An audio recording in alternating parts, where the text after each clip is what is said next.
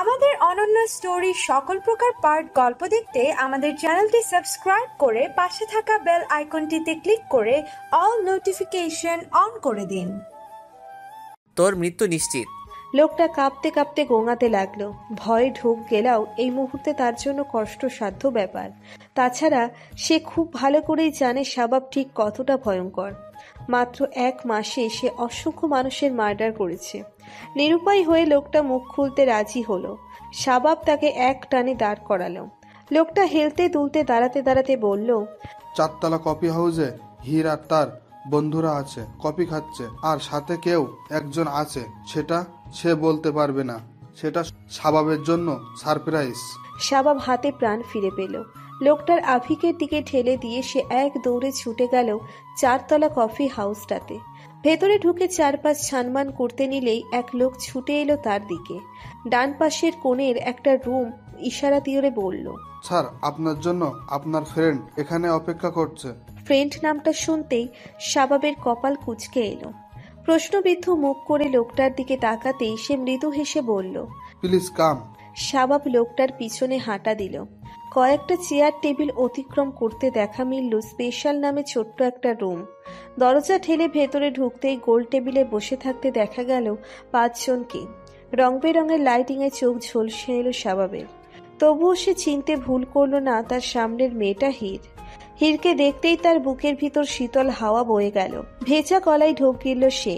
ছোট্ট করে নিঃশ্বাস নিতেই তার তীক্ষ্ণ মস্তিষ্ক জানান দিল এখানে 5 জন লোক আছে। একজন অপরিচিত। শাবাব হাতে রিভলভার ওঠালো। কাজ একটাই, এই অপরিচিতকে এখানে শেষ করে দেওয়া।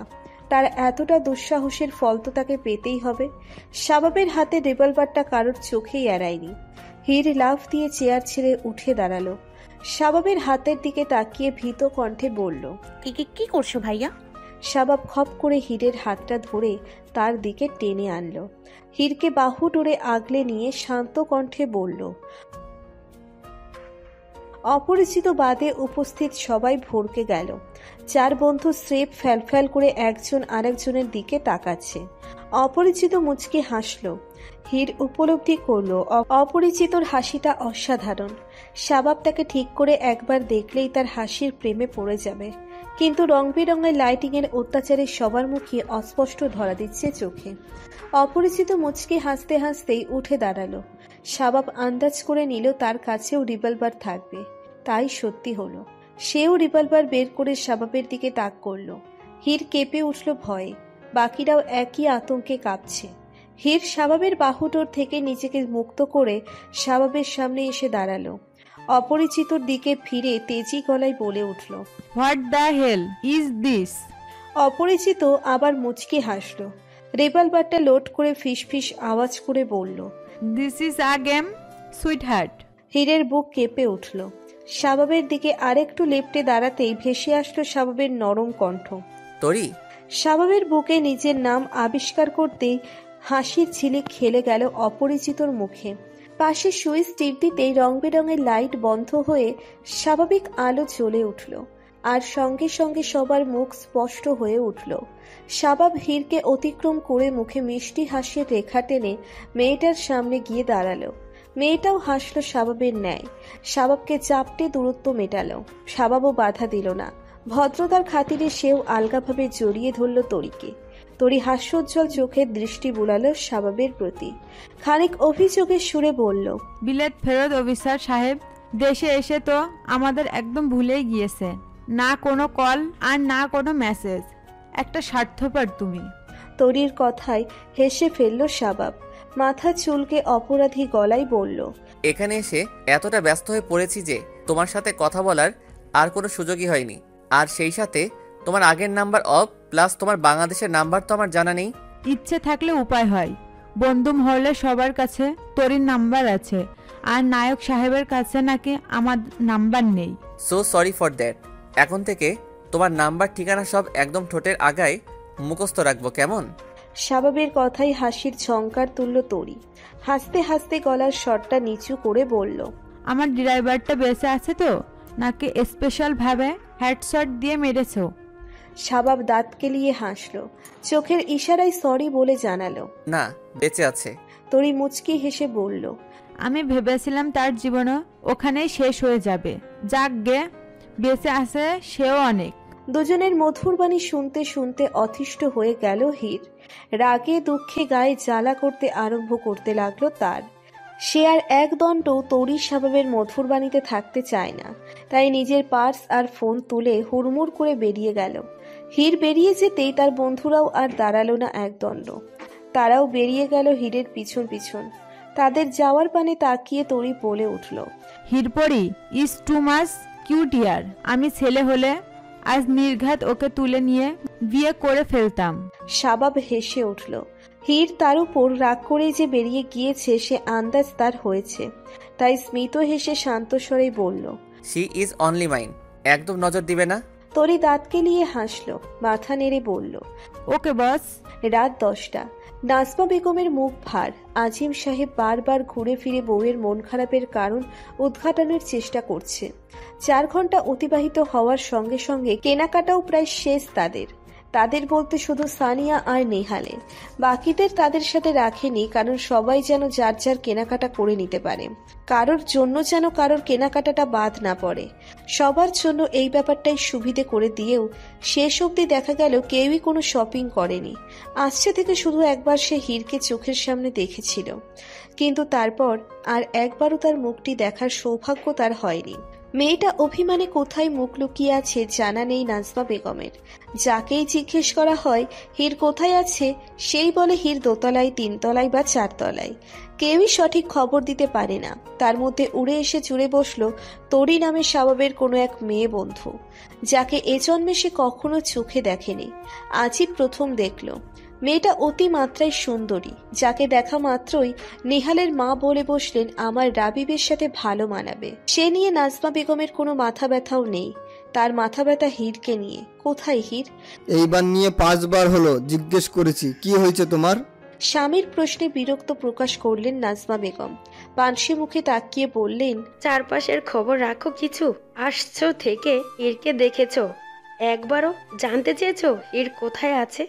আজিম সাহেব বেশ সুন্দর করেই প্রশ্নটা করেছিলেন নাজমা বেগমকে, হাসি হাসি মুখে। কিন্তু নাজমা বেগমের জবাবে সত্যিই এবার তার দুশ্চিন্তা বেড়ে গেল। কথাটা ভুল বলেননি তার বউ, এসেছে থেকে সে একবারের জন্য দেখেননি হীরকে। হলো শান্তি, এবার সরো সামনে থেকে। বউয়ের ঝাঁঝালো কণ্ঠে আরেকটু দুশ্চিন্তার পাহাড় চাপলো মাথায়। অসহায় মুখ করে বউকে সাইড করে দিয়ে তার যাওয়ার পানে তাকালো। তার পিছন পিছন যাবে কিনা সেই ভাবনা নিয়ে দোটানায় পড়ল। এখন যদি সে এখানে বসে থাকে তবেও যে নাজমা বেগম কথা শোনাতে ছাড়বে না, আবার যদি পিছন পিছন যায় তবুও কি পার পাবেন নাজমা বেগমের কথা থেকে? পাবে না। গেলেও কথা শুনবে আর না গেলেও কথা শুনবে। সে পড়ল মহা মুশকিলে।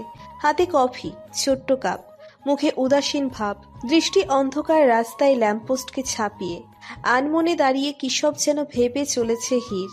দূর থেকে সবটাই লক্ষ্য করল শাবাব, কিন্তু তার দিকে এগিয়ে গিয়ে কথা বলার সব রাস্তাই আপাতত বন্ধ।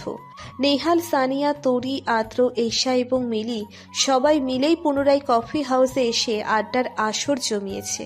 মহামূল্যবান টপিক নিয়ে আলোচনা সবার মাঝে। তরি শাবাবের সাথে একসাথে ট্রেনিং নিয়েছে আমেরিকায়। প্রায় 4 বছর তাদের পরিচয়। তাদের বন্ধু মহলের সবচেয়ে সুন্দরী রমণী ছিল তরি। তরির সাথে ভাব জমাতে প্রত্যেক ডিপার্টমেন্টের স্টুডেন্টসরা পার ডে ট্রেনিং ছেড়ে ছুটে আসতো, কিন্তু তরি অপেক্ষা করত শাবাবের সাথে ভাব জমাতে। তরির মতে শাবাব হলো সেই ছেলে যে কিনা ডিপার্টমেন্টের কোনো মেয়ের দিকে আজ অব্দি চোখ তুলে তাকায়নি। তরি বুঝেছিল শাবাব কখনো প্রেমিক হতে রাজি হবে না, কিন্তু বন্ধু হিসেবে মাথায় তুলে রাখবে, এবং তাই হলো। শাবাব নিজেকে আর ধরে রাখতে পারল না তাদের মাঝে। একরকম অস্থির হয়েই উঠে দাঁড়ালো। হীরের দিকে এগিয়ে যেতে নিলেই সানিয়া বলে উঠল, কোথায় যাচ্ছিস ভাইয়া? শাবাব ছোট্ট করে জবাব দিল, আসছি। হীর আনমনে দাঁড়িয়ে থাকা অবস্থাতেই পেছনের শাবাবের অস্তিত্ব টের পেল। সে নড়ে চড়ে দাঁড়াতেই শাবাব নরম গলায় বলল, তখন তোকে দেখতে না পেয়ে ভীষণ চিন্তায় পড়ে গিয়েছিলাম। শুধু ভয় হচ্ছিল তুই ঠিক আছিস তো। হীর অদ্ভুত হাসি দিল, যা শাবাবের চোখ এড়ালো না। শাবাব হীরের পাশে গিয়ে দাঁড়ালো। হীরের মুখে এখনো উদাসীনতার ছাপ। সে বুঝল হীরের ভীষণ মন খারাপ। মন খারাপের কারণ উল্লেখ করে কিছু বলতে নিলেই হীর তার মুখের কথা কেড়ে নিয়ে বলে উঠল, তোমার গার্লফ্রেন্ড কিন্তু ভীষণ সুন্দরী। সত্যি বলতে ওনাকে প্রথমবার দেখেই ভীষণ মনে ধরে গিয়েছিল আমার। যদিও মাথায় আসেনি এটা তোমার গার্লফ্রেন্ড হতে পারে, তবে তোমার পছন্দের উপর আমার ডাউট ছিল না। আমি মনে মনে যেমনটা ভেবেছিলাম সেটাও ছাড়িয়ে গিয়েছে ওনার সৌন্দর্যে। তোমার পছন্দ জাস্ট অসাধারণ ভাইয়া, খুব মানাবে তোমাদের।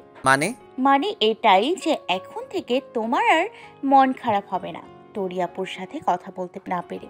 তরিয়াপু কিন্তু ভুল বলেনি, ইচ্ছে থাকলে উপায় হয়। তুমি ইচ্ছে করে তরিয়াপুকে খোঁজনি বলেই তাকে পাওনি, কিন্তু তরিয়াপু তোমায় খুঁজেছে বলেই আজ সে তোমার সামনে। এখন কিন্তু আমার কাছে সবটা ক্লিয়ার। তোমার 4 বছরের প্রেম, বিয়েতে 2 রকমের কার্ড।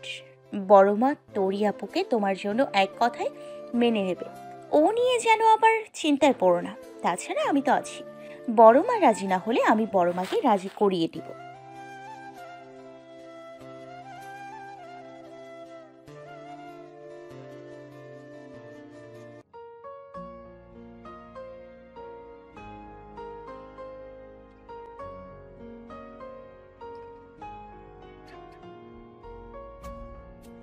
এরপরই ওই ছিলে তুমি? বড়মা তোমায় খুঁজতে খুঁজতে হয়রান হয়ে যাচ্ছে সেই কখন থেকে। হীর জোরপূর্বক হাসতে চেষ্টা করলো, মুখে জোরপূর্বক হাসির রেখা টেনে বড়মার পানে এগিয়ে গেল। বড়মার বাহু আঁকলে বলল, আমরা সাবাব ভাইয়ার ফ্রেন্ডের সাথে ছিলাম বড়মা। উনি এসে আমাদের সাবাব ভাইয়ার কথা বলে কফি খাওয়াতে নিয়ে গেছিল।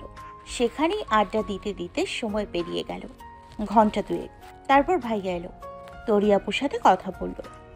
জানো, তরিয়াপুর সাবাব ভাইয়া নাকি আমেরিকাতে একসাথেই ট্রেনিং নিয়েছিল। তাই তা বেশ ভালো, কিন্তু মা তুমি এখনো কিছু কেনাকাটা কেন করলে না বলো তো? সবার কেনাকাটা হয়ে গেল, আদ্র এসা মিলে ওদেরও তো হয়ে গিয়েছে শুনলাম। তাহলে তুমি কেন বাদ রইলে? আপির বিয়ে তো তুমি কি কিছু কিনবে না? হ্যাঁ, আমার ড্রয়ার ভর্তি নতুন জামা কাপড় বড়মা, আমার আলাদা করে কিছু কেনার নেই। ওদের কিনে দিয়েছি, তাতেই হবে। কি করে হবে মা, সবাই তো কিনেছে, একমাত্র ও একাই বাকি। শাবাবের গলা পেয়ে হীরের বুকের ভিতরটা মোচড় দিয়ে উঠল। কান্নায় জড়িয়ে আসছে তার গলা, কিন্তু সে কাঁদবে না। নিজেকে শক্ত করে শাবাবের দিকে তাকিয়ে বলল, আমার কেনার দরকার নেই। আমার আলমারি ওয়ার্ড্রোব ভর্তি অনেক ড্রেস আছে, বিয়েতে সব পারফেক্টই হয়ে যাবে। নাজমা বেগম হতাশ গলায় বললেন, শোনো মেয়ের কথা, তাই বলে একটাও ড্রেস নেবে না? না বড়মা, সত্যি বলছি, আমার নতুন ড্রেস কেনার কোনো দরকার নেই। নাজমা বেগম নিঃশ্বাস ফেললেন, বাসায় ফেরার তাড়া করে বললেন, তাহলে কি এখন আমরা বাসায় ফিরবো সবাই? হীর হ্যাসূচক মাথা নাড়তেই শাবাব বলে উঠল, না মা, সবাই যাচ্ছি না। তুমি বরং এক কাজ করো, যাদের যাদের কেনাকাটা ডান তাদের নিয়ে তোমরা বাড়ি ফিরে যাও, আর যাদের বাকি তারা থাকবে, শেষ করে তবেই বাসায় ফিরবে। নাজমা বেগম ছেলের কথা সহজেই বুঝে গিয়ে হ্যাসূচক মাথা নেড়ে চলে গেলেন। হীর যেতে চাইলে শাবাব তাকে বাধা দিল। তার দিকে চোখ পাকিয়ে তাকাতেই চুপসে গেল হীর। এক কোণে গিয়ে চুপটি করে বসে আর চোখে দেখতে লাগলো সবার চলে যাওয়া। এক এক করে সবাই চলে গেলেও তাকে থেকে গেল তরি। তানিয়ার বিয়েতে তাকে স্পেশাল গেস্ট হিসেবে ইনভাইট করার দরুন সে পুরো শপিং শাবাবের পছন্দেই শেষ করলো। আর হীর বিরহ মনে সবটাই দেখে গেল। রাত 2:10 তরি বাড়ি ফিরল আধা ঘন্টা পার হতে চলল। এতক্ষণে শাবাব হীরকে নিয়ে পুরো মল ঘুরে ঘুরে তার জন্য শপিং করে ফেলেছে, কিন্তু হীর সেদিকে ভ্রুক্ষেপহীন। সে আনমনে শুধু শাবাবের পিছন পিছন হাঁটছে। শাবাব তার জন্য কি কি কিনেছে কিছুই চোখ মেলে দেখল না সে। সারাদিনের ক্লান্তির পর একটুও বিশ্রাম না নেওয়ার জন্য এখন শরীর ভেঙে রাজ্যের ঘুম চাপল হীরের চোখে। কেনাকাটার শেষ পর্যায়ে শাবাব যখন খেয়াল করল হীর হাঁটছে আর ঘুমুচ্ছে, তখন আর এক দণ্ডও থাকলো না ভিতরে। শপিং ব্যাগগুলো ইভান আর আভিগের হাতে ধরিয়ে দিয়ে তাকে নিয়ে চলে গেল বার্গার পিৎজার ছোট্ট স্টলে। শাবাব খুব ভালো করে জানে বাসায় গিয়ে এখন হীর একটা দানাও মুখে তুলবে না। রুমে ঢুকেই ঘুমের দেশে দল ভারী করতে ছুটবে, তাই এখনই কিছু খেয়ে নিলে আর পেট খালি নিয়ে ঘুমানোর ভয় থাকবে না। হীরের হাত ধরে স্টলে ঢুকতে এক মধ্যবয়স্ক মহিলা এগিয়ে এলেন। দুজনের জন্য চেয়ার টেনে দিয়ে হাসি মুখে বসতে বললেন। শাবাব মহিলাটার দিকে একবার তাকিয়ে হীরকে নিয়ে চেয়ারে বসলো। আফিক এবং মাহুদি বাইরে অপেক্ষা করছে, আর ইভান এবং কিরণ গাড়িতে অপেক্ষা করছে। শাবাব হীরকে বসিয়ে মহিলার উদ্দেশ্যে বলল। একটা পিৎজা। মহিলাটি মুচকি হেসে বলল, ওকে স্যার।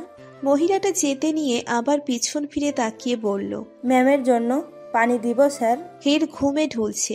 শাবাব হীরের ঘুম চড়ানো মুখের দিকে একবার তাকিয়ে মৃদু হেসে বলল, হ্যাঁ দিন। হীর টেবিলের উপর মাথা রাখল। ঘুমে তার কিচ্ছুটি যেন ভালো লাগছে না।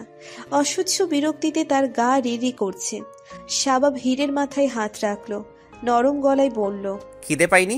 হীর নড়ল না, চোখ জোড়া বন্ধ রেখেই ঘুম চড়ানো কণ্ঠে উত্তর দিল, এত জ্বালাচ্ছ কেন আমায়? আমি জ্বালাচ্ছি? তা নয় তো কি। কেউ যদি ইচ্ছে করে জ্বলে তাতে আমার কি দোষ? সব নিজে করে এখন সাজু সাজু হচ্ছে। আমি কি করলাম? তুমি খুব খারাপ। স্যার পানি। পিৎজা হতে 10 মিনিট সময় লাগবে। মহিলার মুখে মিষ্টি হাসি। হীর আর চোখে একবার খেয়াল করল। মহিলা হীরের দিকে তাকাতেই হীর মুখ লুকিয়ে নিল। শাবাব হাত বাড়িয়ে পানির বোতলটা নিয়ে বলল, ওকে, নো প্রবলেম হীর। শাবাব হীরকে ডাকার মাঝে মহিলা মাথা দুলিয়ে চলে গেলেন। হীর শাবাবের ডাকের জবাব দিল না। অভিমানে গাল ফুলিয়ে চুপটি করে রইল সে। শাবাব তার কাঁধ ধরে উঠিয়ে বসাতে চেষ্টা করল, কিন্তু হীর শক্ত হয়ে বসল, যেন শাবাব টানলেও তাকে নড়াতে না পারে। আরে কি হলো হীর? পানিটা তো খাবি, ওঠ বলছি। শাবাবের কথাগুলো ভুল ক্রমেও কানে তুলল না হীর। নিজেকে শক্ত করে রেখে চুপটি করেই থাকলো সে। শাবাব ঠোঁট বাঁকিয়ে হাসল। হীরকে উঠানোর টেকনিক সে খুব ভালো করেই জানে। পানির বোতলটা টেবিলের উপর রেখে সেও ঝুঁকে গেল হীরের মতো। মুখটা হীরের কাছে এগিয়ে ফিসফিসিয়ে বলল, আজ তরিকে পার্পেল কালারে কত কিউট লাগছিল বল। আমি তো চোখই ফেরাতে পারিনি ওর থেকে। হাই, আমি তো।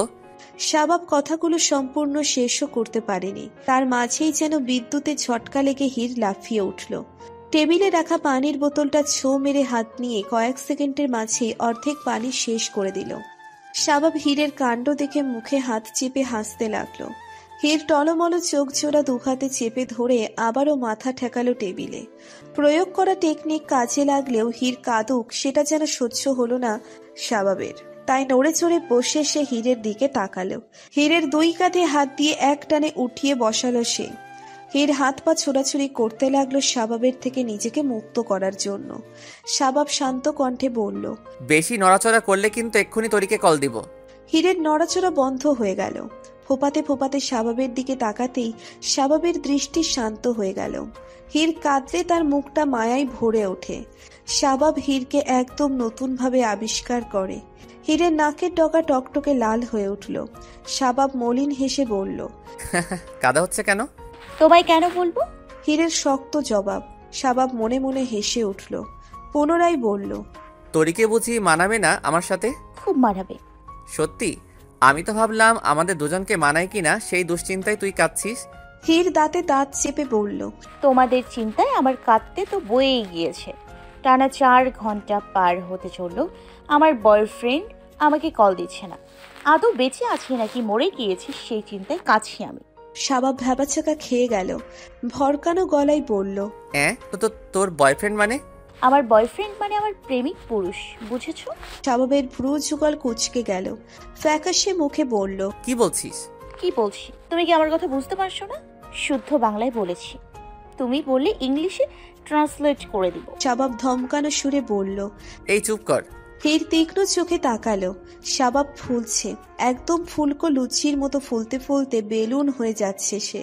হীরের দম ফেটে হাসি আসছে, কিন্তু এই মুহূর্তে হাসা যাবে না, একদম হাসা যাবে না। স্যার আপনাদের পিৎজা। চোখের সামনে পিৎজা হাজির হতেই ঝটপট খেতে আরম্ভ করলো হীর। শাবাবকে একটু হলেই চালাতে পেরে এখন তার মনের মধ্যে লাড্ডু ফুটছে যেন। মনে মনে হাসতে হাসতে খেতে লাগলো হীর। আর চোখে একবার শাবাবকে দেখে নিয়ে ভারী দুঃখী গলায় বলল, আল্লাহ যেন ওকে বাঁচিয়ে রাখে ভাইয়া। আমার একার দোয়া বোধহয় কবুল হচ্ছে না, তুমি একটু দোয়া করে দেবে? শাবাবের শরীরে আগুন জ্বলছে। মোটে সহ্য হচ্ছে না হীরের মুখে তার বয়ফ্রেন্ডের কথা। কে সে? কে কে কে? শাবাব গাল ফুলিয়ে নিঃশ্বাস ছেড়ে নিজেকে শান্ত করার বৃথা চেষ্টা করলো। তারপর হীরের দিকে তাকিয়ে শান্ত কণ্ঠে বলল, কে ছেলেটা? হির মুখ ভর্তি করে পিৎজা নিল।